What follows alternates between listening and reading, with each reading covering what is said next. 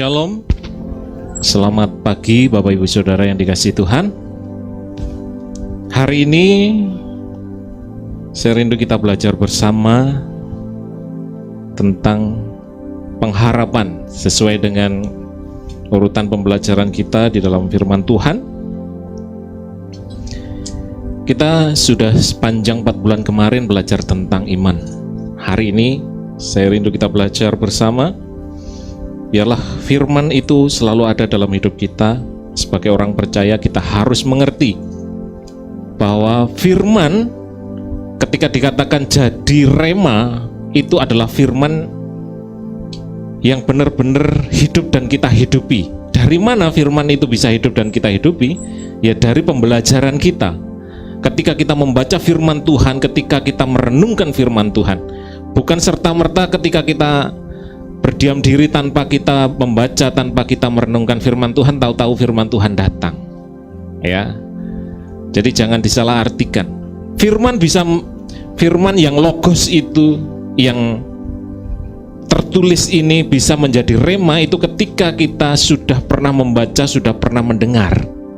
Ya. Bukan serta-merta ketika kita diam terus tahu-tahu Tuhan berbisik. Ya. Karena hati-hati, bisa jadi bukan Tuhan yang berbisik. Siapa? Setan. Bisa jadi setan atau suara hati kita sendiri, ya. Karena suara Tuhan, suara setan dan suara hati kita sendiri itu beda tipis. Terkadang kita enggak ngerti, ya. Makanya kita perlu belajar firman Tuhan agar firman yang sudah kita pelajari itu jadi rema. Benar-benar firman itu hidup di dalam kita dan kita menghidupinya. Amin. Oke Bapak Ibu Saudara, pengharapan. Siapa di sini yang punya pengharapan? Semua kita punya pengharapan, amin. Pengharapan, ada sesuatu yang kita harapkan terjadi di masa depan kita. Ada sesuatu yang kita inginkan terjadi di masa depan kita. Tetapi pengharapan yang seperti apa yang Tuhan mau ada dalam hidup kita? Hari ini saya rindu kita belajar tentang pengharapan di dalam Roma 5 ayat yang ke-2 sampai dengan 5. Bapak Ibu Saudara bisa buka. Pengharapan di dalam Kamus Besar Bahasa Indonesia dikatakan, pengharapan adalah yang pertama, sesuatu yang diharapkan atau dapat diharapkan. Sesuatu yang diharapkan atau dapat diharapkan. Contohnya, orang tua punya pengharapan kepada anak-anaknya, ya, agar anak-anaknya nanti sukses, dan orang tua pun bisa terbantu karena anaknya sukses. Itu bisa jadi pengharapan menurut Kamus Besar Bahasa Indonesia. Ya, contohnya gini juga. Ada sesuatu yang bisa diharapkan itu, contohnya ketika kita melihat ada seorang atlet, dia sedang bertanding, terus kita bisa ngomong, ya, anak ini, atlet ini diharapkan jadi pemenang karena dia punya potensi untuk jadi pemenang. Ya. Terus yang kedua, keinginan supaya menjadi kenyataan, itu juga pengharapan. Keinginan supaya menjadi kenyataan. Contohnya nih, suatu hari kelak saya rindu, saya berharap, saya punya pengharapan anak saya bisa sukses. Ya. Anak saya, pengharapannya anak saya segera nikah. Pengharapan orang tua kan? Ya. Saya punya pengharapan suatu hari kelak kamu menjadi anak yang berguna bagi nusa, bangsa dan saya maksudnya. Kalau orang tua harusnya bilang gitu, dan saya, ya. Anak-anak juga punya pengharapan suatu hari kelak istri saya itu apa kira-kira, suami saya itu yang cakep, yang ganteng, ya, yang cantik, ya. Anak-anak saya itu banyak, semua bisa rukun-rukun, ya. Itu pengharapan. Yang ketiga, orang yang diharapkan atau dipercaya. Ada kata-kata kadang pemuda harapan bangsa. Pernah enggak dengar itu? Pemuda-pemudi harapan gereja. Karena suatu hari mereka akan menggantikan yang sudah tua. Ya. Ini orang yang diharapkan atau dipercaya. Saya berharap nanti suatu hari kelak pemuda-pemudi ini, ya, yang bisa melayani di depan mimbar dengan luar biasa, menjadi berkat, menjadi saksi. Tapi ada arti lain, harapan hidup. Artinya kemungkinan tetap hidup. Contohnya ketika ada orang yang sakit, dokter bilang harapan hidupnya ini tinggal sedikit. Harapan hidupnya. Terus ada juga, atau kemungkinan hidupnya lebih lama. Tetapi harapan seperti apa yang Tuhan mau ada dalam hidup kita? Kita buka di dalam Roma 5 ayatnya yang ke-2-5. Sudah ketemu semuanya? Sudah? Kalau yang belum ketemu bisa lihat di layar nanti ya. Oke. Demikian firman Tuhan. Roma pasalnya yang kelima, ayatnya yang kedua sampai dengan kelima. Bapak Ibu Saudara perhatikan, saya akan bacakan. Oleh Dia kita juga beroleh jalan masuk oleh iman kepada kasih karunia ini. Di dalam kasih karunia ini kita berdiri dan kita bermegah dalam pengharapan akan menerima kemuliaan Allah. Pengharapan akan menerima kemuliaan Allah. Yang kedua, dan bukan hanya itu saja, kita malah bermegah juga di dalam kesengsaraan kita, karena kita tahu bahwa kesengsaraan itu menimbulkan ketekunan, dan ketekunan menimbulkan tahan uji, dan tahan uji menimbulkan pengharapan. Yang terakhir, dan pengharapan tidak mengecewakan, karena kasih Allah telah dicurahkan di dalam hati kita oleh Roh Kudus yang telah dikaruniakan kepada kita. Puji Tuhan. Jadi di sini ada kata-kata penting yang saya kasih warna berbeda. Bapak Ibu Saudara bisa perhatikan, ada warna yang berbeda. Di situ ada yang merah. Dalam kasih karunia ada 3 kata menimbulkan pengharapan, dan yang terakhir pengharapan tidak mengecewakan. Ada 3 hal yang saya rindu kita belajar hari ini tentang pengharapan di dalam Roma 5 ayat 2-5. Pengharapan seperti apa sih yang Tuhan mau dalam hidup kita? Pengharapan apa sih yang tidak pernah mengecewakan kita? Karena banyak hal yang kita harapkan terkadang mengecewakan. Benar enggak?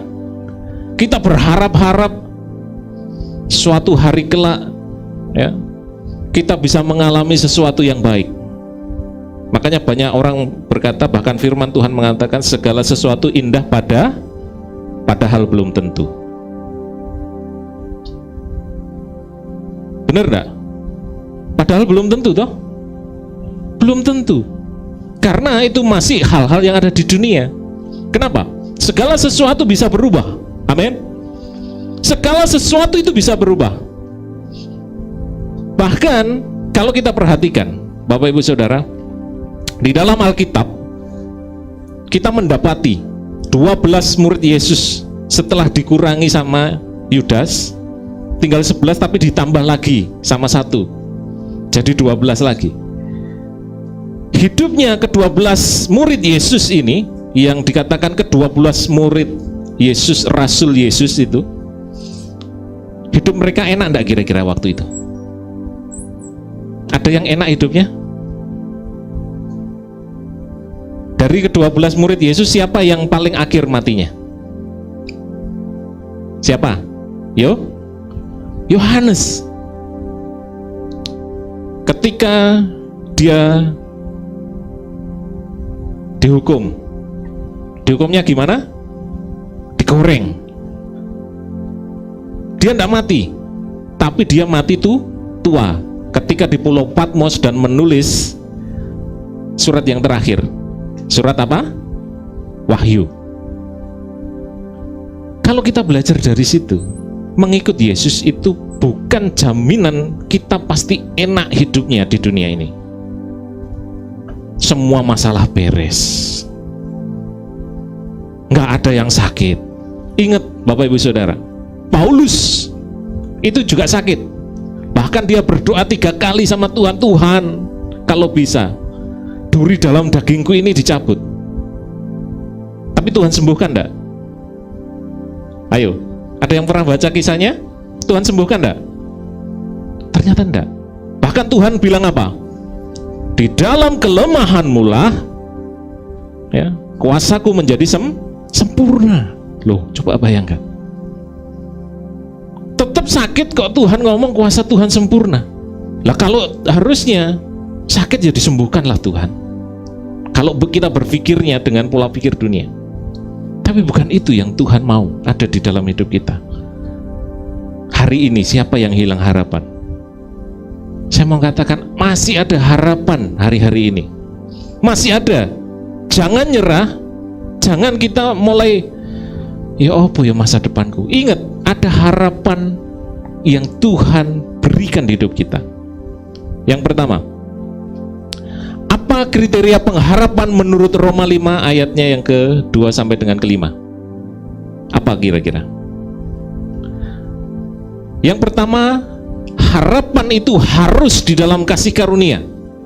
Ayatnya yang kedua, di dalam kasih karunia tadi. Dikatakan di dalam kasih karunia kita bermegah. Bahkan kita punya pengharapan akan menerima kemuliaan Allah.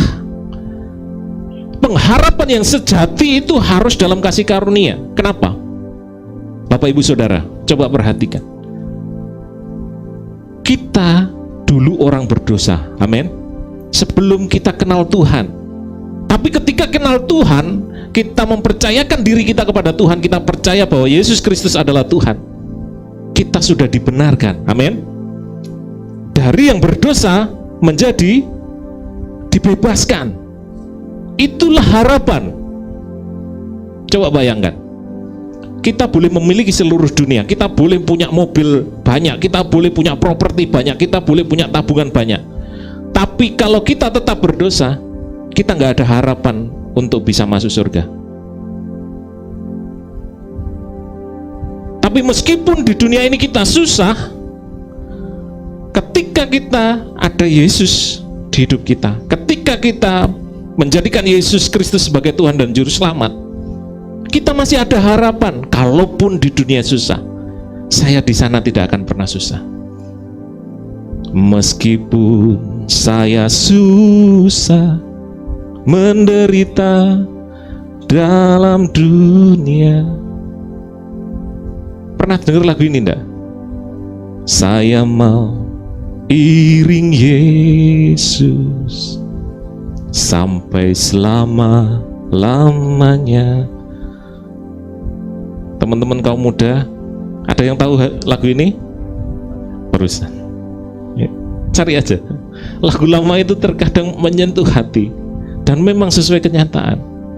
Meskipun kita susah di dunia, enggak apa-apa. Yang penting saya punya Yesus. Walaupun kita punya seluruh dunia, tanpa Yesus kita enggak punya harapan. Makanya kenapa? Kriteria pertama itu harapan haruslah di dalam kasih karunia. Tanpa kasih karunia kita tidak punya harapan.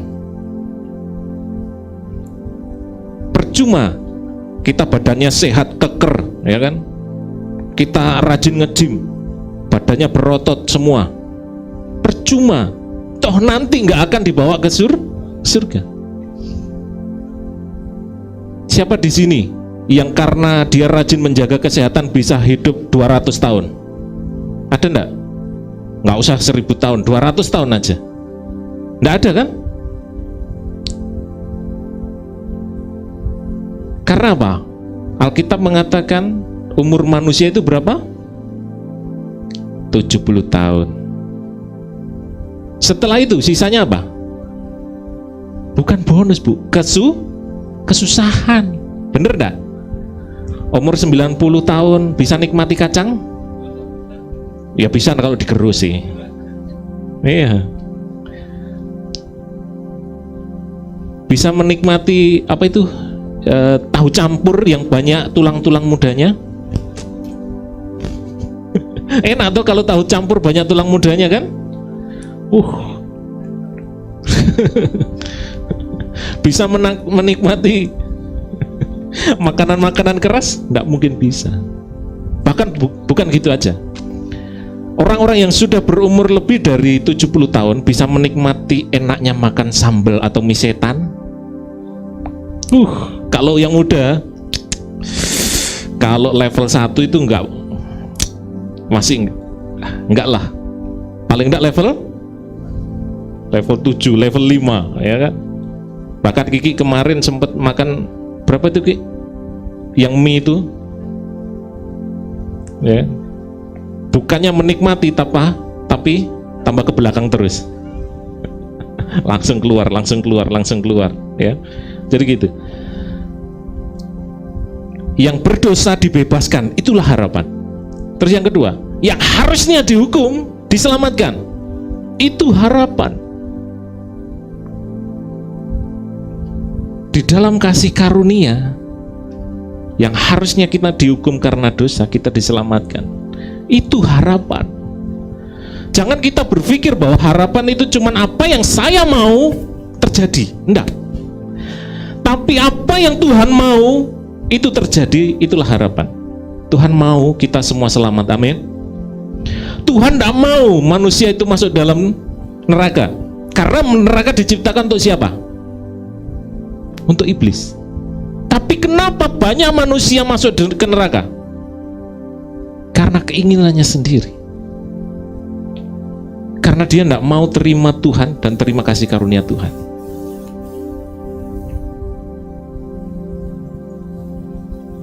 Hari ini yang belum terima Tuhan harus terima Tuhan.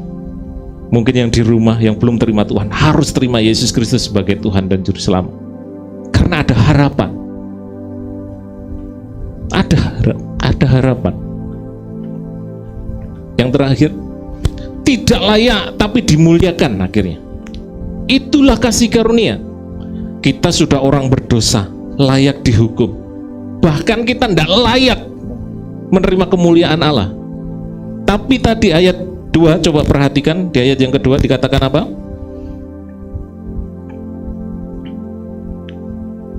Di ayat yang kedua, oleh Dia kita juga beroleh jalan masuk oleh iman kepada kasih karunia ini. Di dalam kasih karunia ini kita berdiri dan kita bermegah di dalam pengharapan akan menerima kemuliaan Allah. Siapa manusia hingga kita bisa dimuliakan, hingga kita bisa menerima kemuliaan Allah? Makanya Rasul Paulus mengatakan apa? Penderitaan saat ini itu tidak sebanding dengan apa yang akan kita terima kelak. Masihkah kita mengeluh di dunia ini? Masihkah kita tidak bersyukur? Banyak orang ketika mengalami apa gitu sudah mulai ngeluh. Aduh, kok berat ya hidup saya. Enggak. Bahkan yang lebih berat dari kita banyak. Yang lebih menderita dari kita itu banyak. Banyak. Kita menderita bukan sendiri, Bapak Ibu Saudara. Kita menderita itu tidak sendiri di dunia ini. Kita masih bisa beribadah, kita masih bisa berpakaian dengan layak. Sementara ada orang di luar sana yang tidak bisa beribadah, bahkan berpakaian dengan layak pun tidak bisa. Gak ada alasan untuk kita tidak bersyukur. Kita sudah percaya Yesus saja itu cukup. Kita bisa menikmati kasih karunia Allah itu cukup. Tapi terkadang kita banyak protes. Kita banyak maunya. Tuhan kalau bisa ya janganlah. Jangan terjadi di hidupku. Jadi pengharapan fokusnya bukan keinginan kita, Bapak Ibu Saudara. Amin. Katakan dalam diri kita, pengharapan itu fokusnya Yesus. Pengharapan hanya fokus kepada Yesus. Bukan diri kita, bukan keinginan kita, tapi keinginan Tuhan agar kita selamat. Tuhan tidak mau kita terlena. Tuhan tidak mau kita tidak selamat. Itu aja. Itu pengharapan yang luar biasa. Tuhan mau kita menerima kemuliaan Allah. Coba bayangkan, siapa manusia hingga dia bisa menerima kemuliaan Allah? Kita sekarang sedang menanti-nanti pengharapan yang akan Tuhan berikan, kemuliaan Allah. Coba bayangkan. Saya tidak bayangkan kalau kita manusia yang berdosa, kita yang layak dihukum, ternyata ketika kita percaya Yesus, mempercayakan diri kepada Yesus, kita bisa menerima kemuliaan Allah. Kita dapat bagian kemuliaan loh. Apa itu tidak lebih berharga dari hal-hal yang lain? Dari hal-hal yang ada di dunia ini. Harusnya kita sudah mulai, iya, saya mau jalani hidup saya dengan pengharapan bahwa suatu hari kelak, ketika Tuhan panggil saya, ketika nanti Tuhan datang kedua kali, saya menerima kemuliaan Allah. Itu yang membanggakan, itu yang memberi kita semangat untuk hidup di dunia ini. Jangan nyerah, jangan protes sama Tuhan, jangan kita hilang harapan. Amin. Yang kedua, kriteria pengharapan itu melalui proses. Katakan melalui proses. Pengharapan itu pasti melalui proses. Tidak mungkin tidak. Ya. Di ayat 3 dan 4 perhatikan, di situ ada kesengsaraan. Ada 3 kata menimbulkan. Ya. Ada 3 kata menimbulkan di situ. Ya. Yang ke ayat ketiga ada 1, ayat keempat ada 2. Menimbulkan, ya. Jadi kesengsaraan itu menimbulkan apa? Ketekunan. Ketekunan menimbulkan tahan uji. Tahan uji menimbulkan pengharapan. Pengharapan itu perlu proses. Kalau saat ini Bapak Ibu Saudara ada yang mulai menyerah, ingat kembali, pengharapan itu perlu proses. Ketika kita diproses dalam proses iman, kita harus tetap setia, tetap taat, jangan nyerah. Ingat, ada pengharapan loh. Dan ketika kita lewati proses itu, suatu hari kelak ketika kita dipanggil oleh Tuhan, kita bisa berkata, oh ya Tuhan, ternyata pengharapan itu perlu proses. Ya. Jadi jangan dipikir pengharapan itu yang penting saya cuma berharap tok. Enggak, Bapak Ibu Saudara. Perlu proses. Ada naik turunnya. Ada kesengsaraan yang harus kita jalani. Ada ketekunan yang harus kita pegang, tetap proses Tuhan. Jangan pernah lari. Jangan pernah kita berpikir, oh, enggak, saya mau menghindar saja. Saya juga sering katakan sama istri saya, kalau memang Tuhan kehendaki jalan hidup kita kayak gini, kita jalani saja. Meskipun sampai berdarah-berdarah, kita akan jalani. Tidak ada kata mundur, tidak ada kata nyerah. Biarpun orang berkata apapun, tidak apa-apa. Ketika kami kehilangan anak pun banyak orang berkata yang aneh-aneh, tapi saya berkata enggak. Kalau memang Tuhan kehendaki, saya akan jalani, tetap jalani. Terkadang kita bisa nyerah. Terkadang kita mulai berpikir, kalau kita benar di hadapan Tuhan, Bapak Ibu Saudara, jangan pernah kita dipatahkan oleh orang lain. Karena kita hidup bukan dari kata orang. Kita hidup dari kata firman Tuhan. Makanya, ayo belajar firman Tuhan agar kita bisa melalui proses. Firman Tuhanlah yang memberi kekuatan kepada kita untuk kita bisa melalui ini, melalui kesengsaraan, melalui ketekunan, melalui tahan uji, dan akhirnya kita punya pengharapan. Ya, pengharapan itu pasti melalui proses. Bahkan bukan cuma pengharapan kekal aja. Apa yang kita harapkan itu perlu proses, benar ya? Karena pengharapan selalu berbicara mengenai hal ke depan, hal yang akan terjadi di depan yang kita mau itu terjadi. Bahkan pengharapan akan kita menerima kemuliaan Allah tadi itu perlu proses, nggak serta-merta. Dan ada satu proses yang terkadang menakutkan buat kita, yaitu kematian. Jalan satu-satunya saat ini sebelum Tuhan Yesus datang kedua kali untuk kita bisa ketemu Tuhan dengan apa? Dengan kematian. Iya, itu jalan satu-satunya, nggak ada lain. Kita nggak mungkin menghindari kematian, karena itu jalan satu-satunya untuk kita bisa ketemu Tuhan saat ini sebelum Tuhan Yesus datang. Kalau Tuhan Yesus datang enak, datang di awan-awan kita diangkat. Tapi kalau saat ini jalan satu-satunya ya cuma kematian. Jadi jangan takut mati. Siapa yang takut mati di sini? Semua orang takut mati kebanyakan. Tapi kenapa pertanyaannya? Padahal itu jalan satu-satunya untuk kita ketemu Tuhan. Makanya Paulus mengatakan apa? Hidup adalah Kristus. Mati itu benar tak?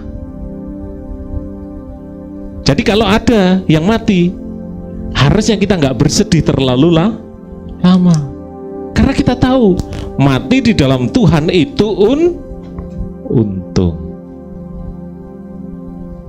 Percaya Yesus itu selalu untung, nggak mungkin buntung. Kenapa? Karena pengharapan di dalam Tuhan tidak mengecewakan. Yang terakhir, pengharapan di dalam Tuhan tidak mengecewakan. Alasannya apa? Alasannya karena itu pasti terjadi, tidak mungkin tidak. Orang bisa berharap dia sehat terus, tapi pasti tidak kira-kira? Bapak Ibu Saudara, pasti tidak kita bisa sehat terus?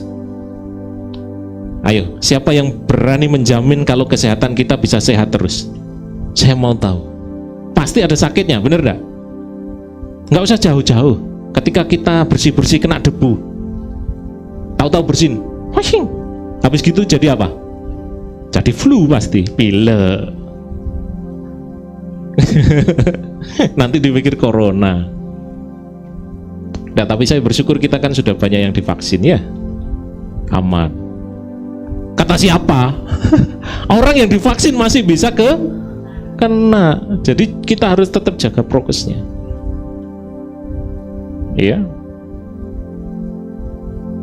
Ada saudara kita di seberang pulau yang dulu beranggapan bahwa corona itu ndak ada. Berapa hari lalu kita dengar kabarnya di lockdown, ditutup, membeludak. Bahkan di jalan Suramadu yang dari sana arah sini itu semua diswabin. Ngeri. Dulu ndak percaya kau no corona itu. Corona nyebrang Suramadu, coronanya Logor. Gak iso nyebrang ning Suramadu, ning Madura. Kata siapa? Sekarang terbukti kan? Jadi ndak ada yang pasti. Siapa yang bisa menjamin bahwa apa yang kita miliki itu tetap bertahan? Harta kita tetap bisa bertahan, uang kita tetap bisa bertahan. Siapa yang bisa jamin? Ada yang pernah main cryptocurrency? Uang kripto? Bitcoin? Dulu Bitcoin itu harganya, satu Bitcoin itu cuman sekitar 5 juta, itu yang sudah agak mahal. Tapi sekarang Bitcoin jadi berapa? 270 juta satu Bitcoin. Makanya hitungannya 0,000. Kalau yang tua-tua udah nggak ngerti mungkin masalah Bitcoin ya. Yang muda harusnya tahu. Itu ada orang yang bisa kaya langsung mendadak jadi kaya, tapi bisa ada orang yang begitu Bitcoin turun hancur sampai miskin. Banyak anak-anak muda yang main Bitcoin akhirnya jatuh miskin, banyak. Kita nggak pernah tahu.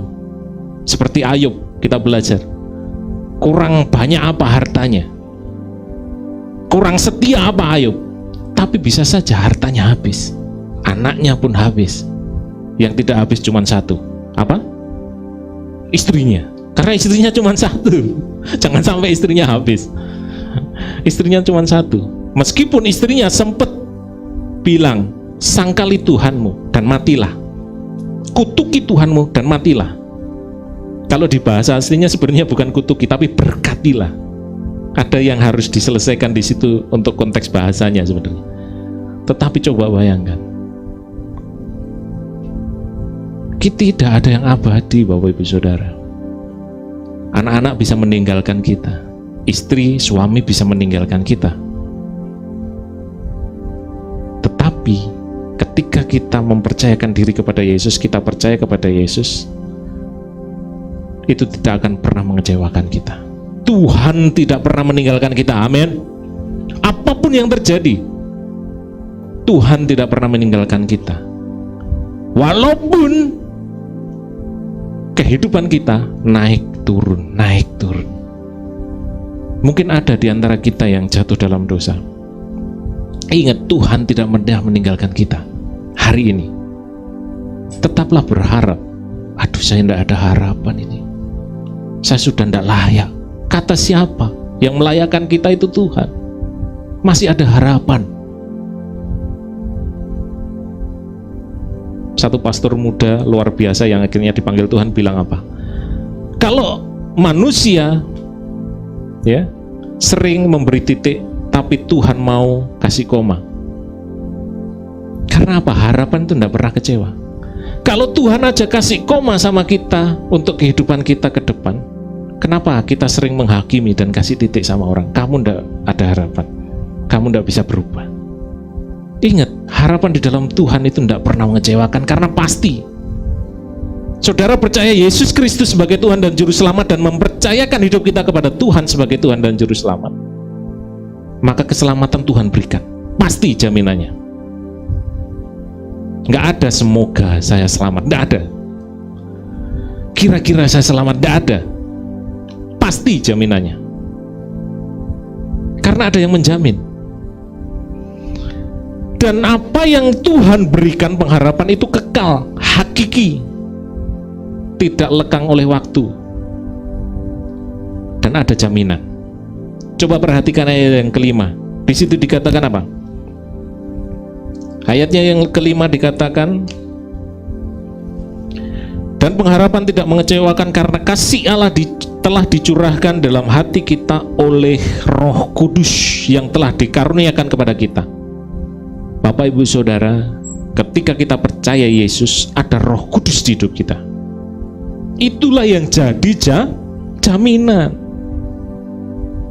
Roh Kudus diberikan itu bukan seperti perjanjian lama yang masuk keluar, enggak. Perjanjian baru, Roh Kudus diberikan sebagai materai, sebagai tanda. Memang sekarang kita belum mengalami semuanya, belum menerima kegenapan tentang keselamatan ini, tapi ada materai. Itu seumpama gini, Bapak Ibu Saudara yang punya bisnis, kita saat ini sudah diberi cek sama Tuhan. Ini loh cek, ini loh giro. Nanti pas saatnya kita bisa cairkan, amin. Kayak gitu. Tuhan sudah kasih ceknya, gironya. Ceknya siapa? Roh Kudus di hidup kita. Jadi ada materai di sini loh, udah dicap milik Kristus. Jadi kenapa kita nggak bisa kecewa dan harapan itu tidak bisa mengecewakan? Karena sudah ada materai, ada jaminannya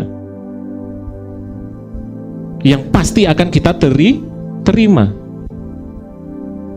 Pengharapan yang kita alami di dunia ini ya sering mengecewakan. Karena apa? Jaminannya itu tidak kekal. Saya berbisnis juga pernah ditipu orang karena gara-gara cek kosong, gironya blong. Pernah, waktu saya masih baru-baru jadi sales, kerugian hampir 60 juta. Ditipu orang, sampai saya harus pulang pergi nyari orangnya. Barang dikirim, gironya ketika dicairkan tidak ada dananya. Dan ternyata akun banknya juga pakai KTP palsu. Dulu masih bisa, tapi sekarang nggak bisa sudah. Sekarang kan semua harus eKTP. Kalau eKTP kan nggak bisa ditipu lagi. Kadang janji-janji manusia itu bisa mengecewakan. Siapa yang bisa pegang janji dengan sungguh-sungguh seperti Tuhan? Tidak ada. Bahkan janji nikah pun bisa diingkari.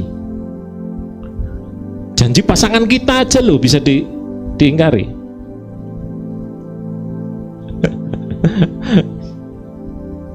Hanya Tuhan yang tidak pernah ingkar janji. Tapi ketika ada Tuhan di hidup kita, kita pun harus jadi orang yang pegang janji. Karena kita berjanji di hadapan Tuhan. Ingat Bapak Ibu Saudara, ketika kita berjanji, Tuhan ada enggak? Ada. Karena Tuhan tidak pernah meninggalkan kita. Dia selalu ada di hidup kita ini. Jadi ketiga hal tadi. Kriteria pengharapan menurut Roma 5 ayat 2 dan 5 sampai 5. Pengharapan itu dalam kasih karunia. Pengharapan itu melalui proses. Jangan nyerah, jangan patah semangat, ikuti aja prosesnya. Suatu hari kelak kita pasti terima, karena pengharapan di dalam Tuhan tidak pernah mengecewakan. Untuk yang terakhir, hanya di dalam kasih karunia Allah ada pengharapan pasti. Dengan kasih karunia Allah, kita dimampukan menjalani proses iman dan memilih pengharapan yang tak mengecewakan. Tuhan Yesus memberkati kita semua.